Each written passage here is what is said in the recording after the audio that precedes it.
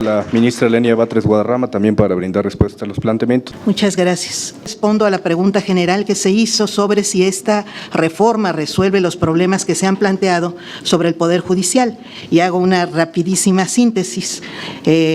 La nómina carísima porque se tienen las remuneraciones inconstitucionales, es el único de los tres poderes que tiene remuneraciones inconstitucionales y no solamente de jueces, magistrados y ministros, sino de más de 700 altos funcionarios del Poder Judicial que actualmente perciben remuneraciones por encima del límite establecido en el artículo 197.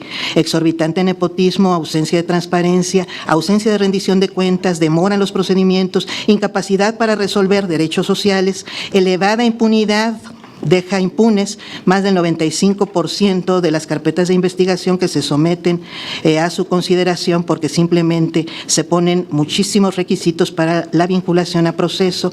La ausencia de sanciones para las personas juzgadoras, 14 procedimientos inició el año pasado el Consejo de la Judicatura Federal o finalmente resolvió o quedaron en estado de resolución. Invasión cotidiana de las facultades de los otros poderes, nombra magistrados del Tribunal Federal de Justicia Administrativa, el Poder Judicial. Por amparo llevamos más de 50 magistrados nombrados cuando es una facultad del presidente de la República y del Senado de la República, no de los jueces de amparo. Además, hay colisión con el crimen organizado, ya no doy más datos sobre esto, y suele haber una ligereza extrema cuando se resuelve la afectación del erario público en casos particulares. Ministra, me ha tocado ver y voy terminando. Acabamos hace algunas semanas de dejarle al gobierno de Puebla un adeudo de más de 2,000 millones de pesos cuando teníamos un caso de obvia defraudación de una empresa que no terminó una obra de un libramiento que, por cierto, costaba 800 millones de pesos en el estado de Puebla. También le dejamos a la CFE un adeudo de 6,000 millones de pesos por concepto de pago de predial, cuando los organismos públicos no están obligados a pagar el predial, los derechos laborales de los jueces, pero no se asume que ha sido un criterio del Poder Judicial de que los trabajadores de confianza, como somos jueces, magistrados y ministros, pues no tenemos derechos adquiridos.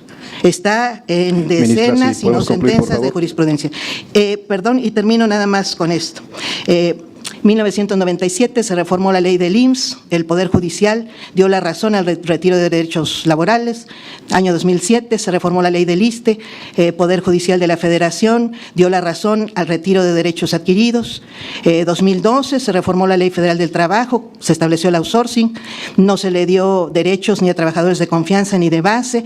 Y finalmente menciono que se retiró constitucionalmente el derecho de policías primero y años después de los maestros para ser reinstalados. Poder Judicial tampoco les dio derechos laborales y no es que queramos nadie, supongo, pues ningún tipo de revanchas, pero yo creo que efectivamente esta reforma no va a resolver los problemas de corrupción, no va a resolver los grandes problemas del Poder Judicial, pero sí estoy segura de una cosa: si no se democratiza el Poder Judicial, no va a haber transformación alguna ni esperanza de justicia para las y los mexicanos que sí tenemos derecho a obtener justicia de este poder que es un poder público del pueblo mexicano. Muchas gracias.